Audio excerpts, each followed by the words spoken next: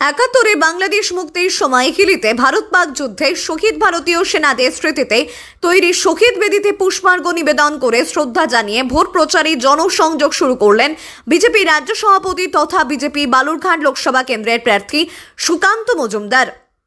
আজ ভোট প্রচারের সেখানে এদিন সুকান্ত মজুমদারের ভোট প্রচারে মানুষের উপস্থিতি ছিল চোখে পড়ার মতো।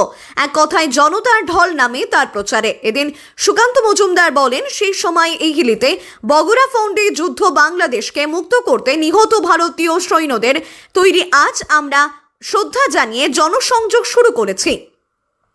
প্রচারে বেরিয়ে মানুষের মধ্যে ভালো সাড়া পাচ্ছি। পাশাপাশি এদিন তিনি দাবি করেন, প্রচারে দেখে অনায়াসেই বলে দেওয়া যায় মানুষ মোদীকে 400 পার করে দিতে প্রস্তুত হয়েই আছে। এদিন ভোট প্রচারে মানুষের উৎসাহ ছিল চোখে পড়ার মতো।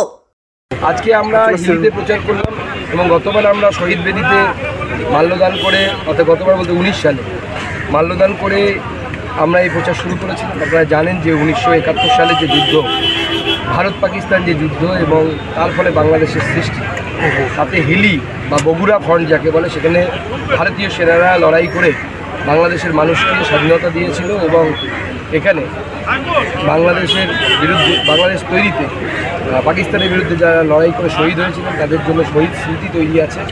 সেই শহীদ স্মৃতিতে আজকে আমরা পুষ্পার্ঘ দিয়ে প্রচার করলাম। হিলি বাজার সম্পূর্ণটা পায়ে হেঁটে ঘুরে আমরা প্রচার করেছি। মানুষের মধ্যে অভূতপূর্ব সারা। মানুষ মোদিজিকে তৃতীয়বারের জন্য প্রধানমন্ত্রী বানাচ্ছে, এটা মানুষ তৈরি করে নিয়েছে।